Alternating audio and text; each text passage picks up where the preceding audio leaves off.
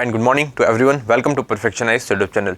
आज हम लोग 26 सितंबर से रिलेटेड कुछ करंट अफेयर्स को देखेंगे जो कि आपके अपकमिंग बीपीएससी प्रीलिम्स एग्जामिनेशन के लिए बहुत ही ज़्यादा इंपॉर्टेंट हो सकते हैं। ठीक है, क्या क्या टॉपिक्स है? कुछ नेशनल टॉपिक्स है और कुछ इंटरनेशनल टॉपिक्स है जो कि आज हम देखने वाले हैं। ठीक है, तो स्टार्ट करिए, आज की वीडियो को स्टार्ट करते हैं। ठीक है, उससे पहले एक बार हम लोग एक दिन पहले का रिवीजन कर लेंगे। 25 सितंबर में हमने क्या क्या पढ़ा था। जिसने भी नहीं पढ़ा है वो मेरी पुराने लेक्चर्स को जाकर देखेगा, लाइव सेक्शन में आपको वीडियो मिलेगी। ठीक है, पहला क्या है, एनिमे 2024 में हमने पढ़ा था कि बॉम्बे में ऑर्गेनाइज हो रहा है, 5000 से ज़्यादा बच्चों ने पार्टिसिपेट किया है उस चीज़ में, ये आप ध्यान रखेंगे।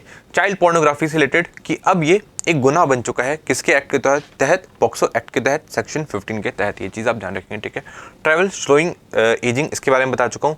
ग्रीन वॉशिंग का कॉन्सेप्ट क्या होता है बता चुका हूँ, क्वेश्चन आ चुका है। क्वाड के बारे में कुछ मैंने बताया था। इजरायली एनवायर कौन है उसके बारे में बताया था, और पुराने कौन थे उसके बारे में भी बताया था। अभी जो है रिवन अजार है। ड्राइवरलेस मेट्रो कहाँ पे आई है? न्यू दिल्ली में आई है, और ये इंडिजिनस मेट्रो है। ग्लोब सेलिंग से रिलेटेड कौन कर रहा है? पूरी दुनिया का चक्कर कौन लगा रहा है? रूपा लगा रही है और लेफ्टिनेंट कमांडर दिलना लगा रही है। ठीक है, ब्रेन ईटिंग अमीबा कौन से अमीबा की वजह से होता है? नेग्लेरिया फाउलरी। मुझे लगता है अब आपको सारी चीज़ें रिवाइज हो गई होगी जो भी मैंने आपको लास्ट क्लास में बताया था। ठीक है, इंटरनेशनल में क्या बताया था? अनुराग कुमार के बारे में जो कि प्रेसिडेंट बन चुके हैं। आसिम मलिक के बारे में कि ISI के DG बने हैं। और पेजर के बारे में कि ईरान में जितने भी इलेक्ट्रिक इक्विपमेंट थे उन सबको धीरे करके नष्ट करना स्टार्ट कर दिया गया है। एमपॉक्स से रिलेटेड मैंने आपको बताया था बहुत सारी चीज़ें। और क्या बताया था? USA चाइना से रिलेटेड कि USA ने जो चाइना की टेक्नोलॉजी से रिलेटेड जो उनकी कनेक्टेड कार टेक्नोलॉजी है उसको बैन कर दिया है। और महमूद अब्बास के बारे में बताया था जो कि फ़लस्तीन के प्रेसिडेंट है, जिनकी प्राइम मिनिस्टर मोदी के साथ मीटिंग हुई थी। और नेक्स्ट है तंजानिया के बारे में बताया था, उसके दर एस सलाम पोर्ट के बारे में बताया था, और IIT मद्रास के बारे में बताया था। ठीक है, चीज़ें क्लियर हुई? जिसने वीडियो नहीं देखी वो जाकर देखेगा। आज हम लोग स्टार्ट करने वाले हैं कुछ नए टॉपिक्स के बारे में। पहला टॉपिक क्या है? लापता लेडीज़। अभी के लिए आपको ये ध्यान रखना है कि लापता लेडीज़ को ऑफिशियल एंट्री मिल चुकी है। किसके लिए? ऑस्कर के लिए। ऑस्कर के लिए इंडिया की तरफ से इसे सेलेक्ट कर लिया गया है, ये चीज़ आप ध्यान रखेंगे। और इसकी सहमति किसने दी है? फिल्म फेडरेशन ऑफ इंडिया ने। ठीक है, आगे के कुछ दिनों में भी हम लोग एक टॉपिक को, जैसे कि लापता लेडीज़ है, इसके ऑस्कर से रिलेटेड 2-3 दिन तक हम लोग करते रहेंगे, इसलिए चिंता लेने की बात नहीं है। अभी के लिए आपको ध्यान रखना है कि लापता लेडीज़ को सिलेक्ट करा गया है किस चीज़ के लिए? ऑस्कर के लिए। ठीक है, नॉमिनेट करा गया, ये चीज़ आप ध्यान रखेंगे इंडिया की तरफ से। ठीक है, सेकंड क्या है? Second important news Venus mission से रिलेटेड। वीनस की जगह अगर शुक्र आएगा, ठीक है, SHUKR, शुक्र मिशन भी आएगा, तो उसके बारे में भी ध्यान रखेंगे कि वीनस मिशन की बात करी जा रही है। ये कब लॉन्च होगा? ये 2028 में लॉन्च होगा। पहली चीज़ तो आप ध्यान रखेंगे ये, ठीक है, कि 2028 में लॉन्च होगा। सेकेंड चीज़ क्या है कि ये सेकेंड इंटरप्लेनेटरी मिशन है। ठीक है, सेकेंड इंटरप्लेनेटरी मिशन है, ये चीज़ आप ध्यान रखेंगे। सेकेंड इंटरप्लेनेटरी मिशन है, ये चीज़ आप ध्यान रखेंगे। ठीक है, पहला कौन सा था? पहला था हमारा मॉम मिशन। मॉम मिशन कौन सा था? मार्स मिशन, जो मार्स से रिलेटेड था। मॉम मिशन उस चीज़ से वो था फर्स्ट इंटरप्लेनेटरी मिशन जो कि 2013-14 में गया था, ये चीज़ आप ध्यान रखेंगे। ठीक है, 2013 में गया था, ये चीज़ आप ध्यान रखेंगे। ठीक है, तो समझ में आया कि पहला था मॉम मिशन, सेकंड क्या है? वीनस मिशन जो कि 2028 में जाने वाला है। अब आप सोचेंगे मून वाला मिशन क्या था, तो वो एक लूनर मिशन था, ये चीज़ आप ध्यान रखेंगे। वो इंटरप्लेनेटरी मिशन उसे नहीं कहते, ये चीज़ आप ध्यान रखेंगे। ठीक है, अब इसके बारे में और कुछ चीज़ें जान लीजिए कि एक तो 2028 में हो गया, ये चीज़ मैं ऑलरेडी आपको बता चुका हूँ। और इसका मेन काम क्या होगा? इसका मेन काम होगा कि ये वीनस के ऑर्बिट में घूम के वीनस की सरफेस और सब सरफेस के बारे में जानकारी को इकट्ठा करे और हमारे तक पहुंचाए, ये चीज़ उसका मेन मकसद होगा। ठीक है, तो वीनस मिशन के बारे में समझ में आ गया। ये उसके ऑर्बिट में घूमेगा, जैसे कि चंद्रयान 1 में क्या हुआ था कि ऑर्बिट में घूम के मून से रिलेटेड जितनी भी जानकारी है वो हमें हमारे तक पहुंचाई जाती थी, तो वैसे ही वीनस मिशन के तहत भी होने वाला है। ठीक है, ये चीज़ आप ध्यान रखेंगे। नेक्स्ट चीज़ ध्यान रख लीजिए वीनस के बारे में और कुछ चीज़ें कि इसे ट्विन ऑफ अर्थ भी कहा जाता है। ठीक है, इसे अर्थ का ट्विन भी कहा जाता है, ये चीज़ आप ध्यान रखें, क्योंकि इसकी मास, डेंसिटी और साइज तीनों अर्थ के ही बराबर लगभग होती है, ये चीज़ आप ध्यान रखेंगे। ठीक है, वीनस के बाद हमारा अर्थ आता है, बल्कि वीनस के बाद अर्थ आता है और अर्थ के बाद मार्स आता है, ये चीज़ आप ध्यान रखेंगे। नेक्स्ट देखिए, which countries are trying to study Venus. इससे पहले भी और कंट्रीज़ ने वीनस को पढ़ने की स्टडी की है। किस किसने? USSR ने किया, USA ने किया, जापान ने किया, यूरोपियन एजेंसी ने किया है। तो हो सकता है क्वेश्चन आएगा कि अभी इंडिया पहली कंट्री है जो ऐसा करने वाली है, तो आप ध्यान रखना भाई पहली कंट्री नहीं है, ये चीज़ आप ध्यान रखेंगे। दूसरी चीज़ ये ध्यान रखेंगे कि हमारा इसमें मेन काम यही है कि हम लोग ऑर्बिट में घूमें और वीनस के सरफेस और सब सरफेस से रिलेटेड कुछ जानकारी को इकट्ठा करें, ये इसका मेन मकसद है। थर्ड चीज़ आप याद रखेंगे कि ये सेकंड इंटरप्लेनेटरी मिशन है। पहला मिशन कौन सा था? मॉम मिशन था, जो कि मार्स से रिलेटेड था, ये चीज़ आप ध्यान रखेंगे। ठीक है, समझ में आगे चीज़ें, सारी चीज़ें क्लियर हो गई ना। नेक्स्ट आगे बढ़ते हैं। नेक्स्ट थोड़ा सा क्वेश्चन को अलग टाइप से पूछा जा सकता है। क्वेश्चन में कुछ ये मिशन दिए जा सकते हैं कि आर्यभट्टा मिशन की सिग्निफिकेंस बताओ, ठीक है, चंद्रयान 1 क्या था या आदित्य L1 क्या था। तो थोड़ा मैं आपको एक बार रिवाइज करा देता हूँ, क्वेश्चन कहीं से भी आ सकता है, कुछ भी छोड़ना नहीं है, ठीक है। तो आर्यभट्टा मिशन, इसके बारे में तो जानते होंगे, 1975 में लॉन्च हुआ था, ये चीज़ तो सबको ही पता है। इसमें एक चीज़ ध्यान रखो कि इस सैटेलाइट को डिज़ाइन हमने खुद ही करी थी, बस लॉन्च किसने किया था, रशिया ने। बहुत सारे स्टूडेंट इसमें भी कन्फ्यूज हो जाते हैं कि रशिया ने ही लॉन्च किया, रशिया ने ही डिज़ाइन किया। ये चीज़ आपको ध्यान रखना, डिज़ाइन हमने खुद किया है, रशिया ने लॉन्च किया है। सेकंड देखो, चंद्रयान 1 मिशन किस चीज़ से रिलेटेड, ऑब्वियसली चंद्रयान से रिलेटेड, मतलब चांद से रिलेटेड, मून से रिलेटेड है। इसमें हम लोग उसके ऑर्बिटर में गए थे और उसको पढ़ने की स्टडी की थी। चंद्रयान 2 मिशन ये भी मून से रिलेटेड था, जिसमें हम फेल हुए थे, ठीक है, 2019 में। फिर आदित्य L1 मिशन, इसमें क्या था कि इसमें हमने सन को और सन के इफेक्ट को पढ़ने की कोशिश करी, किसमें, अर्थ पे। ये चीज़ आप ध्यान रखेंगे। L1 एक लैग्रेंज पॉइंट है, इसके बारे में आपको पता होना चाहिए। साइंस के बारे में क्वेश्चन आ सकता है, एक बार देख लीजिएगा, ठीक है। मंगलयान मिशन, ये जो मॉम मिशन की बात चल रही है, जो कि 2013-14 में लॉन्च हुआ। इनसेट मिशन किससे रिलेटेड है, ये कम्युनिकेशन से रिलेटेड है, ब्रॉडकास्टिंग टेलीकम्युनिकेशन से रिलेटेड है और मीटरोलॉजी से रिलेटेड है। कौन सा मिशन, इनसेट मिशन, ये चीज़ आप ध्यान रखेंगे, ठीक है। नेक्स्ट देखिए, एस्ट्रोसेट मिशन, एस्ट्रो मतलब एस्ट्रोनॉमी से रिलेटेड है, ये चीज़ आप ध्यान रखेंगे। और गगनयान 1 मिशन, ये किससे रिलेटेड होगा, ये मैन मिशन होगा, ठीक है। ये चीज़ आप ध्यान रखेंगे कि मैंड स्पेस मिशन होगा, किसका, मैंड स्पेस मिशन होगा इंडिया का। ये चीज़ आप ध्यान रखें, जो कि भी लॉन्च नहीं हुआ, उसकी हम तैयारी में लगे हुए हैं और उससे रिलेटेड ट्रेनिंग भी चल रही है और उसके लिए कुछ पायलट्स को इकट्ठा भी करा गया था। उनके नाम आप मुझे नीचे कमेंट सेक्शन में बताएंगे, ठीक है।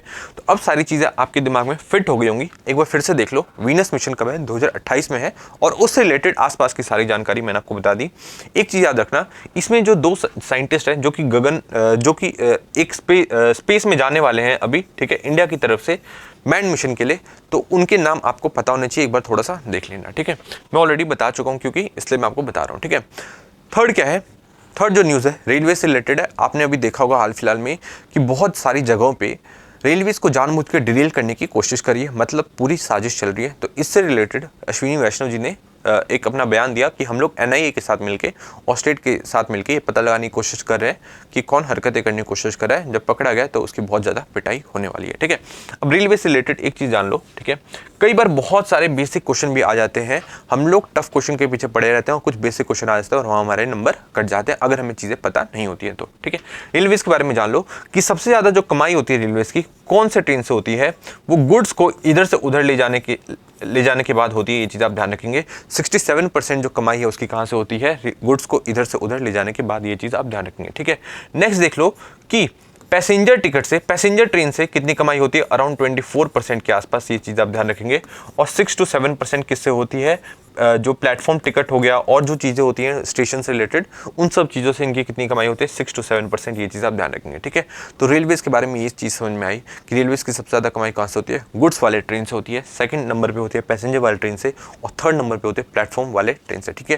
तो ये ट्रेंड याद रखना। थोड़ा सा इधर उधर करके हो सकता है क्वेश्चन पूछ ले, बेसिक क्वेश्चन है, ईजी क्वेश्चन है। एक बार आपने पढ़ लिया तो हमेशा याद रहेगा, नहीं पढ़ा तो हमेशा कन्फ्यूजन बनी रहेगी, ठीक है। तो चीज़ों को ध्यान में रख के चलना है। नेक्स्ट देखते हैं। नेक्स्ट क्या है, चेस ओलंपियाड से रिलेटेड बहुत ही अच्छी खबर है कि हम लोगों ने 2 गोल्ड मेडल जीते, ठीक है। 2 गोल्ड मेडल जीते और दोनों ही कैटेगरी में जीत लिए। एक मेंस कैटेगरी में जीते और एक वुमेन्स कैटेगरी में जीते। ये चीज़ को आपको ध्यान रखना है। आगे भी हम इस चीज़ से रिलेटेड आगे पढ़ते रहेंगे, ये चीज़ कि और चेस ओलंपियाड से रिलेटेड और चीज़ हम लोग आगे पढ़ते रहेंगे, ठीक है। अभी कुछ चीज़ें थोड़ा सी जान लो कि इस बार का जो चेस ओलंपियाड है, चेस ओलंपियाड 2024 कहाँ पे हुआ, तो ये हंगरी में हुआ, हंगरी के बुदापेस्ट में हुआ। ये चीज़ आप ध्यान रखेंगे, ठीक है। हंगरी के बुदापेस्ट में हुआ, ये चीज़ आप ध्यान रखेंगे। सेकंड चीज़ आप ये ध्यान रखेंगे कि जो चेस ओलंपियाड है ये बाईएनियल है, मतलब ये हर 2 साल में एक बार होता है। ये चीज़ आप ध्यान रखेंगे, ये बाईएनियल है, ये हर 2 साल में एक बार होता है। क्वेश्चन आएगा कि ये एनुअली है तो आप एनुअली सोच के लगा देंगे कि हाँ एनुअली ही होगा, नहीं ये बाईएनियल है। ये चीज़ आप ध्यान रखेंगे। और इसे ऑर्गेनाइज कौन करता है, ऑर्गेनाइज करने वाली जो बॉडी है वो है फाइड। अब फाइड की फुल फॉर्म आप सर्च करोगे, आप मुझे नीचे कॉमेंट सेक्शन में बताओगे। फाइड के बारे में जान लो कि ये कब स्थापित करी गई थी। इसे 1924 में स्टैब्लिश करा गया था। कहाँ पे किया गया था, पेरिस फ्रांस में, ठीक है। पेरिस फ्रांस में इसे स्टैब्लिश किया गया था। ये चीज़ आप ध्यान रखेंगे, पेरिस फ्रांस में इसे स्टैब्लिश किया गया था। पर इसमें एक गेम है, पेरिस फ्रांस में स्टैब्लिश किया गया था बट इसका जो हेड क्वार्टर है वो कहाँ पे, लॉजेन में है। लॉजेन लॉजेन स्विट्जरलैंड में है, ये चीज़ आप ध्यान रखें, ठीक है। तो फाइड के बारे में चीज़ें समझ में आई। फाइड ऑर्गेनाइज करता है क्या, चेस ओलंपियाड, जो कि 2024 का कहाँ पे हुआ, हंगरी बुदापेस्ट में हुआ, जिसमें इंडिया के 2 गोल्ड मेडल्स आ गए अभी कल के दिन ही, मेंस कैटेगरी में भी और वुमेंस के कैटेगरी में भी। ये चीज़ भी आप ध्यान रखेंगे, ठीक है। तो चीज़ें समझ में आई फाइट से रिलेटेड, ठीक है, चीज़ें क्लियर हुई ना। अब नेक्स्ट देखते हैं, नेक्स्ट है, और भी आगे हम लोग चेस से रिलेटेड पढ़ते रहेंगे आगे की 1-2 दिन क्लास में, क्योंकि हम लोग एक टॉपिक को 2-3 दिन तक पढ़ते हैं ताकि चीज़ें आपको ध्यान रहे, ठीक है। एसपी धरकार के बारे में सुन लीजिए कि एसपी धरकार को इंडियन एयरफोर्स का आईएएफ का वाइस चीफ बना दिया गया है, ये चीज़ आप ध्यान रखेंगे। इनको अपॉइंट कर लिया गया है आईएएफ का वाइस चीफ एसपी धरकार, ठीक है। इससे पहले एपी सिंह के बारे में मैंने आपको बताया था, जिनको इंडियन एयरफोर्स का क्या बना दिया गया, चीफ बना दिया गया है, चीफ ऑफ एयर स्टाफ बना दिया गया। किसको, एपी सिंह को। किनके रिटायरमेंट होने के बाद नाम बता दीजिए उनका कि कौन अभी तक हमारे एयर चीफ थे, उनका नाम आप मुझे बताना है, क्योंकि उन्होंने एक कॉमिक बुक रिलीज की थी किससे रिलेटेड, एयरफोर्स से रिलेटेड, जिसमें एयरफोर्स की बहादुरी का बखान किया गया था, ठीक है। थोड़ा सा फनी वे में, ये चीज़ आप ध्यान रखेंगे, ठीक है। तो एसपी धरकार के बारे में चीज़ें समझ में आई, ठीक है। आगे देखते हैं, नेक्स्ट देखते हैं एशिया पावर इंडेक्स, ठीक है। सीधा सीधा क्वेश्चन क्या आएगा, क्वेश्चन आएगा कि इस बार एशिया पावर इंडेक्स में इंडिया की रैंक क्या है, ठीक है। तो आपको इंडिया की रैंक बतानी है, इंडिया की रैंक 3rd है, ठीक है। ये चीज़ आपको ध्यान रखना है। पावर इंडेक्स से ये मत समझ लेना कि ये सिर्फ मिलिट्री से रिलेटेड है, नहीं, ठीक है। मिलिट्री से रिलेटेड समझ लोगे और वहाँ पे आप 4th करके आ जाओगे, ठीक है। आपको ध्यान रखना है, नहीं 3rd है। सबसे पहले नंबर पे कौन है, ऑब्वियसली यूएसए, जहाँ पे यूएसए खड़ा होता है वहाँ पे सारी कंट्रीज खत्म हो जाती हैं, ठीक है। पहले नंबर पे यूएसए, सेकंड नंबर पे कौन है, चाइना, 3rd नंबर पे कौन है, इंडिया, 4th नंबर पे कौन है, नंबरिंग ध्यान रखना थोड़ी, जापान, और 5th नंबर पे कौन है, 5th नंबर पे है ऑस्ट्रेलिया, एंड 6th नंबर पे कौन है, रशिया। ये चीज़ आपको ध्यान रखना है। अब आप सोचोगे कि सर जी क्या रशिया, ऑस्ट्रेलिया और जापान से भी कमज़ोर है क्या मिलिट्री के मामले में, तो आपको ध्यान रखना है कि एशिया पावर इंडेक्स जो है वो सिर्फ पावर मतलब उसको नहीं, मिलिट्री पावर को नहीं देखता, वो फ्यूचर पोटेंशियल को देखता है, डिप्लोमेटिक इन्फ्लुएंस को देखता है और इकोनॉमिक ग्रोथ को भी देखता है। ये चीज़ आप ध्यान रखेंगे, ठीक है। एशिया पावर इंडेक्स के बारे में ये चीज़ आपको ध्यान रखना है। इसे एक एजेंसी बनाती है, इसे एक ऑर्गेनाइजेशन इस इंडेक्स को निकालती है, उसका नाम आप मुझे कमेंट सेक्शन में बताएंगे, और वो एक ऑस्ट्रेलियन थिंक टैंक है, ये चीज़ मैं आपको बता देता हूँ, ठीक है। ऑस्ट्रेलियन थिंक टैंक है, ये चीज़ मैं आपको बता देता हूँ, और इसकी जो रिपोर्ट होती है काफ़ी ज़्यादा क्रेडिबल होती है, ये भी मैं आपको बता चुका हूँ, ठीक है। नेक्स्ट देखते हैं सिद्दीकी से रिलेटेड। अब इनको नाम से आपको ध्यान नहीं रखना है, ठीक है। ये एक एमएलए रहे हैं, या भी शायद हैं भी, और एक्टर भी रहे हैं मलयालम फिल्म इंडस्ट्री में। अब इनको बेल डिनाई कर दी गई है। अब आपको चीज़ें ध्यान रखनी है कि किस चीज़ से रिलेटेड है।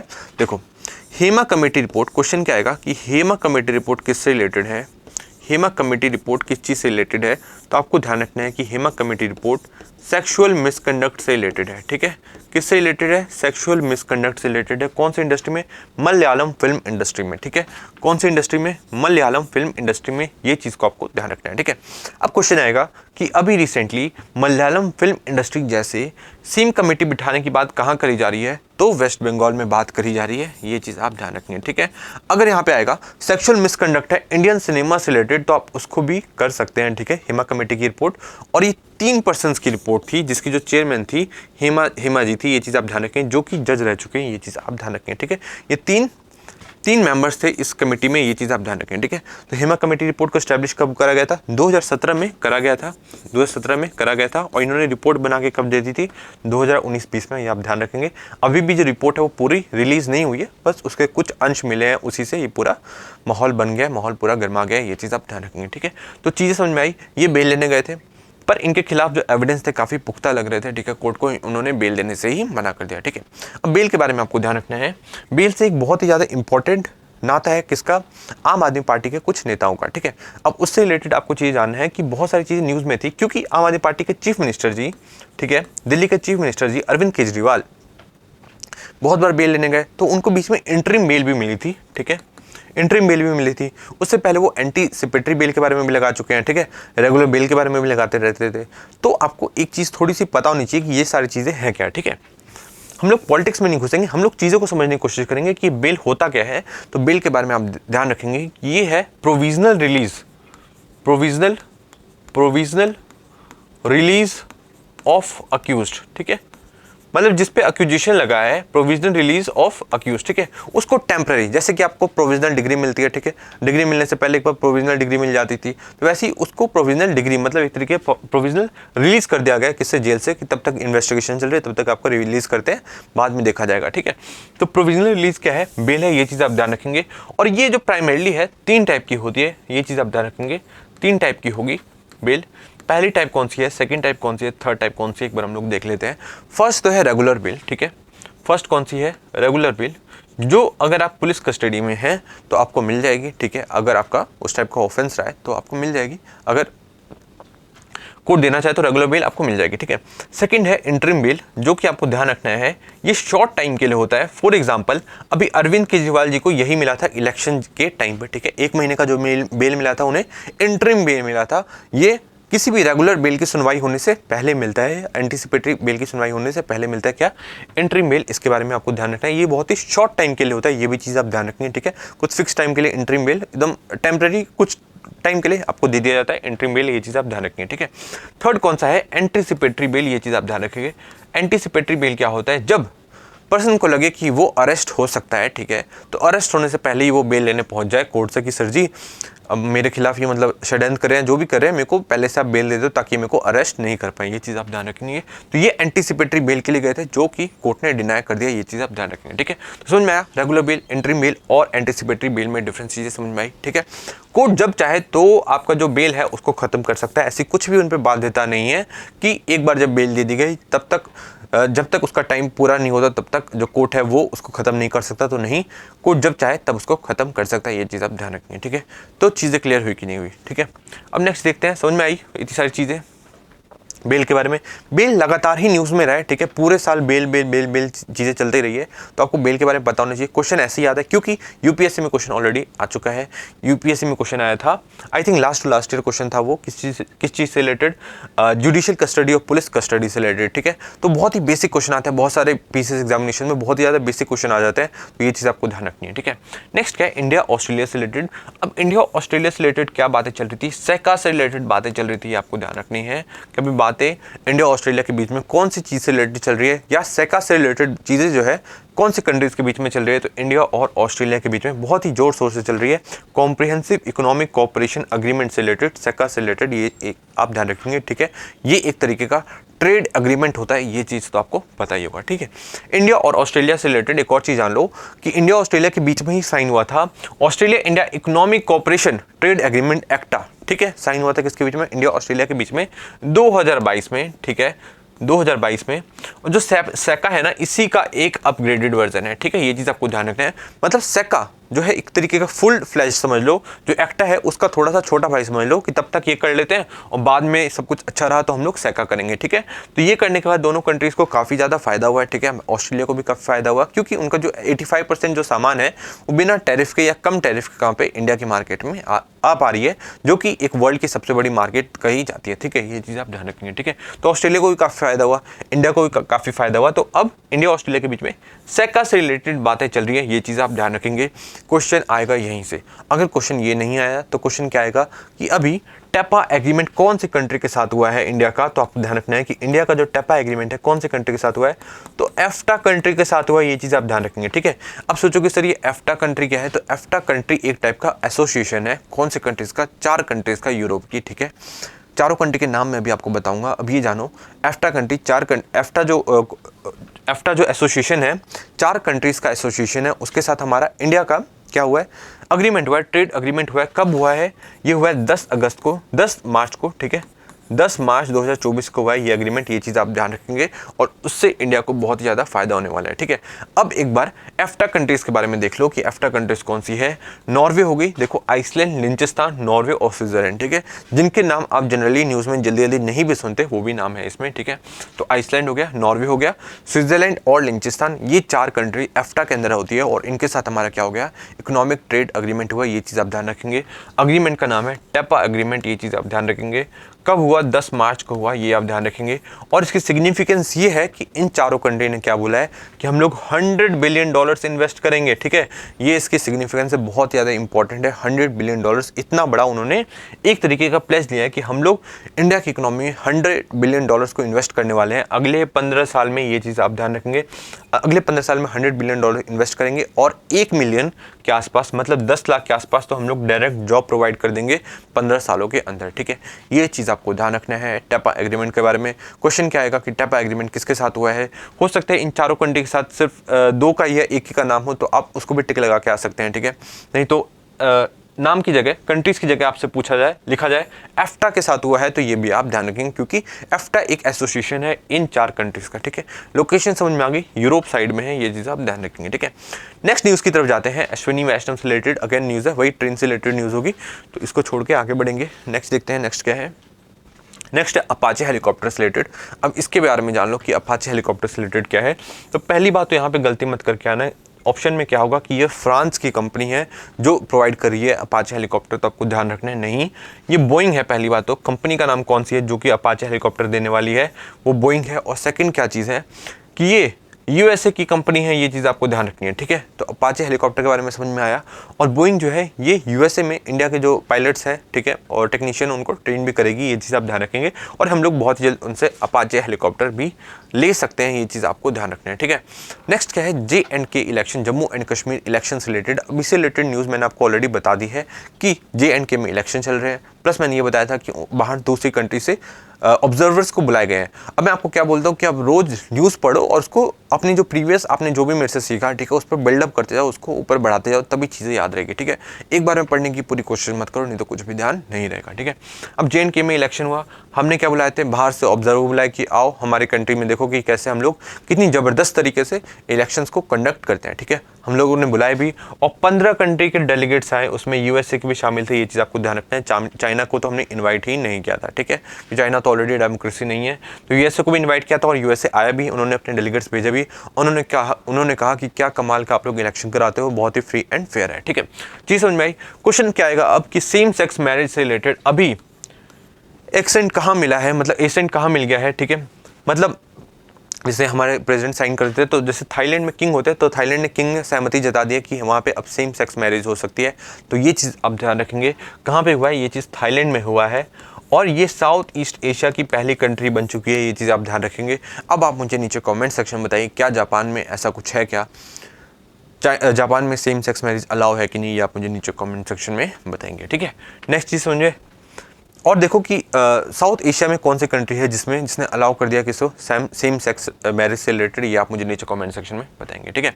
एरिक गार्सेटी, इसके बारे में आप जानते होंगे कि यूएस एम्बेसडर टू इंडिया है और इन्होंने क्या कहा है कि हम लोग इंडिया को एज अ काउंटर बैलेंस नहीं देखते चाइना का, ठीक है, कि चाइना को कंट्रोल करने के लिए हम इंडिया को थोड़ा सा ज़्यादा पुश करते हैं, ऐसा कुछ भी नहीं है। बट सच तो आप सब लोग जानते हैं और ये भी जानते हैं, ठीक है। आगे बढ़ेंगे हम लोग। एरिक गार्सेटी के बारे में आपको ध्यान रखना है कि क्या है, यूएस एम्बेसडर टू इंडिया है। अब आप बताओ कि अभी अभी एक अपॉइंटमेंट हुआ है, कौन, इंडियन एम्बेसडर टू यूएस, ठीक है, विनय मोहन कोत्रा का, ये आपको ध्यान रखना है, विनय मोहन कोत्रा, ठीक है। ये अब नए इंडियन एम्बेसडर टू यूएस बन चुके हैं, ये चीज़ आपको ध्यान रखना है। और ये पहले फॉरेन सेक्रेटरी भी रह चुके हैं, ये भी चीज़ आपको ध्यान रखनी है, ठीक है। चीज़ें क्लियर हुई कि नहीं हुई। नेक्स्ट देखिए, economic stimulus related international news की तरफ हम लोग आगे बढ़ रहे हैं। तो पहला क्वेश्चन तो यही आएगा कि अभी रिसेंटली कौन सी कंट्री के बैंक ने यह फैसला लिया है कि हम लोग अपनी कंट्री में इकोनॉमिक स्टिमुलस देंगे। मतलब हम लोग इकोनॉमिक स्टिमुलस मतलब क्या होता है, हम लोग पैसे को, मतलब मनी को इकोनॉमी में इंजेक्ट करेंगे, ये चीज़ आप ध्यान रखेंगे। तो ये फैसला किसने लिया है, ये फैसला लिया है चाइना की पीपल रिपब्लिक ऑफ चाइना ने, मतलब चाइना की बैंक ने, ये चीज़ आप ध्यान रखेंगे, ठीक है। चीज़ें समझ में आएगी, आई कि नहीं आई, ठीक है। अब जो इकोनॉमिक स्टिमुलस है, ये जो पर्टिकुलर कीवर्ड है, ये बहुत ही ज़्यादा न्यूज़ में था। कब था, लॉकडाउन के टाइम पे, कोविड के टाइम पे, क्योंकि लगभग हर कंट्री ने, इवन इंडिया ने भी इकोनॉमिक स्टिमुलस देने की कोशिश करी थी, अपने इकोनॉमी में पैसे को इंजेक्ट करने की कोशिश करी गई थी, ठीक है। ये चीज़ हम लोग क्यों करते हैं, इकोनॉमी को थोड़ा सा बढ़ाने के लिए, ठीक है। मतलब लोगों के पास पैसे होंगे, जब लोगों के पास पैसे होंगे तो क्या करेंगे, ज़्यादा सामान खरीदेंगे, ज़्यादा सामान खरीदेंगे तो इकोनॉमी उतनी ही रफ्तार से आगे बढ़ेगी, ये चीज़ आप ध्यान रखेंगे। यही इसका मेन मकसद होता है, ये चीज़ आपको ध्यान रखना है, ठीक है। पर इन्फ्लेशन बढ़ने का खतरा भी रहता है, तो उस चीज़ को कंट्रोल में थोड़ा सा देखते हुए चलना होता है, ये चीज़ आप ध्यान रखेंगे, ठीक है। अब इकोनॉमिक स्टिमुलस समझ में आ गया आपको, ठीक है। अब एक बार देख लो, इकोनॉमिक स्टिमुलस आपको समझ में आ गया, इकोनॉमिक स्टिमुलस समझ में आ गया। अब इकोनॉमिक स्टिमुलस कैसे कैसे दिया जा सकता है, या तो इसे गवर्नमेंट देगी, ठीक है, गवर्नमेंट देती है, या तो नहीं, मतलब गवर्नमेंट भी देगी और बैंक भी देगा, ठीक है, बैंक भी देगी। गवर्नमेंट कैसे देगी, गवर्नमेंट देगी जैसे कि उसने टैक्स रेट्स को कम कर दिया, उसने बोला कि भैया आप पे इनकम टैक्स लगेगा ही नहीं, या हम लोग इनकम टैक्स बहुत ज़्यादा कम कर दे रहे हैं, आप जितने पैसे बचाने बचाओ और उसको खर्च करो, ठीक है, इधर उधर खर्च करोगे तो इकोनॉमी बढ़ेगी, तो हम लोगों को ही एट द एंड फायदा होने वाला है, ठीक है। तो पहला तो हो गया कि गवर्नमेंट कर रही है। सेकंड हो गया बैंक कर रही है, बैंक बोल रहा है कि हम लोग CRR बहुत कम कर रहे हैं, हम लोग SLR कम कर दे रहे हैं, हम लोग रेपो रेट घटा दे रहे हैं। जितनी ये सारी चीज़ों को घटाएंगे उतनी ज़्यादा इकोनॉमी में, मतलब बैंकों के पास पैसे आएगा, जब बैंक के पास पैसा आएगा तो वो लोग आपको देंगी इंटरेस्ट, बहुत ही कम इंटरेस्ट रेट पे। जब बहुत कम इंटरेस्ट पे आपको कर्ज मिल रहा होगा तो आप लोगे भी, और अलग अलग उससे कार खरीदोगे, कुछ कुछ चीज़ें खरीदने की कोशिश करोगे। तो आपको कैसे पैसे दिए जा रहे हैं, गवर्नमेंट के थ्रू और बैंक के थ्रू, ठीक है। गवर्नमेंट क्या करेगी, टैक्स रेट को कम करेगी। तो इस टाइप का जो स्टिमुलस होता है उसको क्या कहेंगे, उसको कहेंगे फिस्कल स्टिमुलस। ये चीज़ आपको ध्यान रखना है, इस कॉन्सेप्ट को क्या कहते हैं, फिस्कल स्टिमुलस, ये चीज़ आपको ध्यान रखना है। और जब बैंक ये सारी चीज़ें करती हैं तो उसको कहते हैं मॉनेटरी स्टिमुलस, ये चीज़ आपको ध्यान रखना है, ठीक है। कॉन्सेप्ट क्लियर हुआ कि नहीं, इकोनॉमिक स्टिमुलस का क्या होता है। चाइना ने देने की कोशिश की है। इकोनॉमिक स्टिमुलस से रिलेटेड ध्यान रखना कि गवर्नमेंट भी दे सकती है, बैंक भी दे सकती है। जब बैंक दे तो इसे कहेंगे मॉनेटरी स्टिमुलस, और जब गवर्नमेंट दे तो उसे कहेंगे फिस्कल स्टिमुलस। ये चीज़ आपको ध्यान रखनी है, ठीक है। चीज़ें क्लियर हुई कि नहीं हुई। नेक्स्ट देखते हैं, नेक्स्ट क्या है, नेक्स्ट है बांग्लादेश से रिलेटेड। न्यूज़ पे ज़्यादा ध्यान नहीं दे रहे हैं। बांग्लादेश के चीफ का नाम आपको पता होना चाहिए, जनरल वकर उज़ ज़मान। ये चीज़ आपको ध्यान रखना है, जनरल वकर उज़ ज़मान, ये आपको ध्यान रखना है। शेख हसीना इंडिया में आ चुकी थी, ये चीज़ आपको ध्यान रखना है। शेख हसीना कौन थी, वो प्राइम मिनिस्टर थी, कहाँ की, बांग्लादेश की। अभी जो इंटरिम प्राइम मिनिस्टर बने हैं वो कौन बने हैं, मोहम्मद यूनुस बने हैं, और इनको नोबेल प्राइज़ भी मिल चुका है। किस चीज़ के लिए, ग्रामीण बैंक के लिए। ये चीज़ आप ध्यान रखेंगे, ठीक है। चीज़ें क्लियर हुई कि नहीं हुई। नेक्स्ट देखते हैं, नेक्स्ट क्या है, तुवालू आइलैंड से रिलेटेड। तो अभी क्वेश्चन क्या आएगा कि रिसेंटली कौन सा आइलैंड न्यूज़ में है, क्योंकि उसको डूबने से रिलेटेड उसको डर है, इसलिए वो क्यों न्यूज़ में है, मतलब कौन सा आइलैंड न्यूज़ में है, तो आपको ध्यान रखना है तुवालू आइलैंड, ठीक है। अब ऐसे तो बहुत सारे आइलैंड्स हैं जो कि डूबने वाले हैं, तो सर ये कैसे पता चलेगा कि इसी आइलैंड को टिक करके आना है, तो आपको ध्यान रखना है क्योंकि तुवालू आइलैंड ने कुछ काम ही ऐसा किया है, ठीक है। अब ये UN पहुँचने वाला है ये कहने के लिए कि हमारी जो बाउंड्री है ना, जो हमारी वाटर बाउंड्री है, ठीक है, जो टेरिटोरियल बाउंड्री है, आप उसको रिकॉग्नाइज कर लो पहले ही, ठीक है। क्योंकि हम लोग तो डूबते जाएंगे तो हमारी बाउंड्री भी एक तरीके से कम होती जा रही है। तो ऐसा तो है नहीं कि भाई हम लोग पहले बड़े थे फिर छोटे हो जाए तो हमारी बाउंड्री भी आप लोग कम कर दो। तो UN ये पहुंचने वाला है, ये चीज़ आपको ध्यान रखना है। अगले 20-30 सालों में ये जो आइलैंड है काफ़ी ज़्यादा डूब जाएगा और ये रहने लायक रहेगा नहीं, ये चीज़ आपको ध्यान रखना है, ठीक है। तुवालू आइलैंड की लोकेशन मैं आपको बता दूंगा। ये चीज़ आपको ध्यान रखा कि ये किस चीज़ से रिलेटेड है, ये सिंकिंग से रिलेटेड है, ठीक है। ये सिंकिंग आइलैंड इसे आप कह सकते हो, ठीक है। तो अभी आप ध्यान रखना है कि कौन सा आइलैंड अभी सिंक हो सकता है रिसेंटली, मतलब आगे कुछ सालों में, तो आपको ध्यान रखना है तुवालू आइलैंड। इसकी लोकेशन एक बार देख लीजिए, तुवालू आइलैंड की लोकेशन देख लीजिए। ये ऑस्ट्रेलिया हो गया और ये हो गया तुवालू आइलैंड, ये चीज़ आपको ध्यान रखना है। ये ग्रुप ऑफ आइलैंड्स है, ठीक है। चीज़ें समझ में नहीं आई होगी तो थोड़ा सा इसको देखो, अब समझ में आ रहा होगा आपको कि ये ऑस्ट्रेलिया हो गया और यहाँ पे जो 3 डॉट मिल रहे हैं आपको, ठीक है, ये हो गए तुवालू आइलैंड। ये लोकेशन आपको ध्यान रखनी है, ठीक है। चीज़ें क्लियर हुई। नेक्स्ट न्यूज़ है फूमियो किशिदा से रिलेटेड। इनके बारे में मैं ऑलरेडी आपको बता चुका हूँ कि कौन है, ये जापान के प्राइम मिनिस्टर हैं, इनको आपको ध्यान रखना है। और ये कौन सी पार्टी से बिलोंग करते हैं ये भी मैं ऑलरेडी आपको कई बार बता चुका हूँ, उसका नाम मुझे आप नीचे कमेंट सेक्शन में बताएंगे। इन्होंने अनाउंस किया था कि ये अब जापान के प्राइम मिनिस्टर नहीं रहेंगे और ये अपने जो चीफ बने हुए हैं अपनी पार्टी के उससे भी इस्तीफा देंगे, ये चीज़ आप ध्यान रखेंगे। तो फूमियो किशिदा के बारे में आपको पता होना चाहिए। इन्होंने कुछ बातें कही हैं, ठीक है, was to push rules based order as Japan defence chief visit, ठीक है। तो ये सब कुछ बातें हुई हैं। आपको मेन चीज़ें क्या ध्यान रखनी है, मेन चीज़ ये ध्यान रखनी है कि जापान और रशिया के बीच में, जापान और रशिया के बीच में कुछ आइलैंड्स का विवाद है। तो वो कौन से आइलैंड्स है, तो आपको ध्यान रखना है कि वो कुरिल आइलैंड है, आपको ध्यान रखना है, ठीक है। कौन से आइलैंड से रिलेटेड विवाद है, तो ये कुरिल आइलैंड है, उससे रिलेटेड आपको ध्यान रखना है। देखो एक बार लोकेशन में आपको दिखा देता हूँ, ये जापान रहा, ठीक है, ये कुरिल आइलैंड्स है और ये रशिया का कामाचाट का प्लेट्यू है, इसके बारे में ऑलरेडी पेनिसुला है, ऑलरेडी मैं आपको बता चुका हूँ, ठीक है। तो ये ध्यान रखना कि कुरिल आइलैंड क्या है, कुरिल आइलैंड विवाद है किससे रिलेटेड, रशिया और जापान से रिलेटेड, ये आपको ध्यान रखना है। कुरिल आइलैंड किससे रिलेटेड है, जापान और रशिया से रिलेटेड है, ठीक है। यहाँ पे थोड़ा कंफ्यूज कर सकते हो एक और आइलैंड से, ये तो हो गया कुरिल आइलैंड, इसके बाद एक और आइलैंड से आप कंफ्यूज कर सकते हो सिंकाकू आइलैंड, ठीक है। तो अब इसके बारे में आप ध्यान रखना है कि सिंकाकू आइलैंड कौन सी कंट्री के बीच में विवाद है, तो ये है जापान और चाइना से रिलेटेड, ठीक है।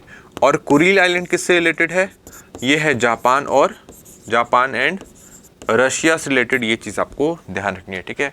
तो चीज़ें आपको इस तरीके से पढ़नी होगी, जितनी भी आपके पास प्रीवियस नॉलेज है जो कि आपको मेरे पुराने लेक्चर्स पढ़ के समझ में आती है, उस पर धीरे धीरे करके बिल्डअप करते जाओ, ठीक है। जिसको भी इससे पुराने लेक्चर देखने को कहाँ जाएगा, वो लाइव सेक्शन में जाएगा, ठीक है। नेक्स्ट देख लीजिए हरिनी अमारा सूर्या, ठीक है। अब इनके बारे में क्या देखना है हमें, आगे मैं आपको बताता हूँ, ठीक है। अब ये जानो कि श्रीलंका में एक नए प्रेसिडेंट चुने गए हैं, ठीक है। उनका नाम मैंने आपको बताया था कि अनुरा कुमारा उनका नाम है, ठीक है। और ये नए प्रेसिडेंट बने किसके, श्रीलंका की। ये चीज़ आपको ध्यान रखना है। श्रीलंका हमारा नेबरिंग स्टेट है, तो नेबरिंग कंट्री है, तो इसलिए आपको ये चीज़ें पता होनी चाहिए, ठीक है। अनुरा कुमारा वहाँ के क्या बने हैं, प्रेसिडेंट बने हैं, ये चीज़ आपको पता होनी चाहिए श्रीलंका के, ये चीज़ आपको पता होना चाहिए, ठीक है। अब इन्होंने क्या किया है, इन्होंने अपने नए प्राइम मिनिस्टर को चूज़ किया है, जिनका नाम क्या है, हरिनी अमारा सूर्या, ठीक है। अब अनुरा कुमारा के बारे में मैं लास्ट के 2-3 लेक्चर्स आपको लगातार बता रहा था, अब तक तो आपको नाम याद हो गया होगा। अब नेक्स्ट नाम ध्यान रखो कि हरिनी अमारा सूर्या, नेक्स्ट के 1-2 क्लास में भी रिपीट करूंगा ताकि चीज़ें याद हो जाए। हरिनी अमारा सूर्या नई प्राइम मिनिस्टर बनी है, कहाँ की, श्रीलंका की। ये चीज़ आपको ध्यान रखना है। ये अनुरा कुमार स्वामी है और ये हरिनी अनारा सूर्या है, ये चीज़ आपको ध्यान रखना है। ये अनुरा कुमार स्वामी जो कि नए प्रेसिडेंट बने किसके, श्रीलंका के, ये चीज़ आप ध्यान रखेंगे, ठीक है। नेक्स्ट है इजराइल हिजबुल्लाह से रिलेटेड। हिजबुल्लाह से रिलेटेड ऑलरेडी मैं कई चीज़ आपको बता चुका हूँ। इसके एक कमांडर थे फुआद शुक्र, ठीक है, फुआद शुक्र, जिनको मार दिया गया था, नाम आपको ध्यान रखना है। अभी इसके रिसेंटली 2 और कमांडर मारे गए हैं जो कि बहुत ही बड़े टेररिस्ट थे और जिन्होंने यूएसए के कई सोल्जर्स को मारा था, उसका नाम भी आप थोड़ा सा ध्यान रखोगे। नाम मैं ऑलरेडी बता चुका हूँ 1-2 क्लास पहले, या तो पुराने लेक्चर्स देखो, नहीं तो आप नीचे कमेंट सेक्शन में नाम बताओ, ठीक है। हिजबुल्लाह कौन से कंट्री से रिलेटेड है, तो ये लेबनान से रिलेटेड है और ये लेबनान का यूएसए के हिसाब से टेररिस्ट ऑर्गेनाइजेशन है, ठीक है। पर इनके खुद के हिसाब से ये मिलिट्री प्लस पॉलिटिकल ऑर्गेनाइजेशन है, ठीक है। आपको ध्यान रखना है कि जो हिजबुल्लाह है वो एक पॉलिटिकल ऑर्गेनाइजेशन भी है और वो इलेक्शन भी लड़ता है, ये भी चीज़ आपको ध्यान रखना है। सिर्फ ये मत लगा के आ जाना कि नहीं ये तो वॉर लड़ता है तो ये कुछ पॉलिटिक्स में थोड़ी इन्वॉल्व होगा, तो नहीं, ये पॉलिटिक्स में भी इन्वॉल्व है, प्लस ये मिलिट्री संगठन में, ये चीज़ आपको ध्यान रखना है। और यूएसए के हिसाब से ये एक आतंकवादी संगठन है, ये चीज़ आपको ध्यान रखना है, ठीक है। अब जो फुआद शुक्र थे वो कौन थे, फुआद शुक्र थे ये राइट हैंड थे किसके, हिजबुल्लाह के चीफ के। हिजबुल्लाह के चीफ कौन है, हसन नसरुल्लाह, इनका नाम आप ध्यान रखेंगे, हसन नसरुल्लाह, ये नाम आपको ध्यान रखना है। चीज़ें क्लियर हुई कि नहीं हुई, इस तरीके से ही चीज़ों को पढ़ा जाता है, ठीक है। समझ में आया इजराइल और हिजबुल्लाह से रिलेटेड। नेक्स्ट देखते हैं प्राइम मिनिस्टर मोदी और जेलेंस्की। इसके बारे में क्या है, प्राइम मिनिस्टर मोदी और जेलेंस्की के बारे में प्राइम मिनिस्टर मोदी जी ने कहा है कि जेलेंस्की, हम लोग यूक्रेन के लोगों के साथ खड़े हैं, ऐसे ही हमारे प्राइम मिनिस्टर मोदी जी बात करते हैं, ठीक है। तो चीज़ें क्लियर हुई कि नहीं हुई, आज की क्लास को हम लोग खत्म करते हैं। मैं आशा कर रहा हूँ कि आपको आज की क्लास बहुत ही ज़्यादा अच्छी लगी होगी। अच्छी लगी तो नीचे कमेंट सेक्शन में ज़रूर बताएंगे, और जो भी आपको कन्फ्यूज़न है, ठीक है, या कोई भी प्रॉब्लम है, या आपको कुछ नए टाइप की चीज़ें कुछ चाहिए, ठीक है, तो वो भी आप मुझे नीचे कमेंट सेक्शन में बताइए। हम लोग हर एक कमेंट को प्रायोरिटी बेसिस पे पढ़ते हैं, ठीक है। एक एक कमेंट को मैं पर्सनली पढ़ता हूँ, तो आपको नीचे कमेंट सेक्शन में बताना है। और हमारा कम्युनिकेशन का जो माध्यम है वो बिल्कुल भी बंद नहीं हुआ है। आप नीचे कमेंट सेक्शन में बताएंगे, मैं चीज़ों को पढ़ूंगा और नेक्स्ट दिन मैं उसका हल भी निकालने की कोशिश करूँगा, ठीक है। इससे पुरानी जो भी वीडियो है वो आपको लाइव सेक्शन में मिलेगी। इसी के साथ मैं आज की वीडियो को एंड करना चाहूँगा। Thank you so much.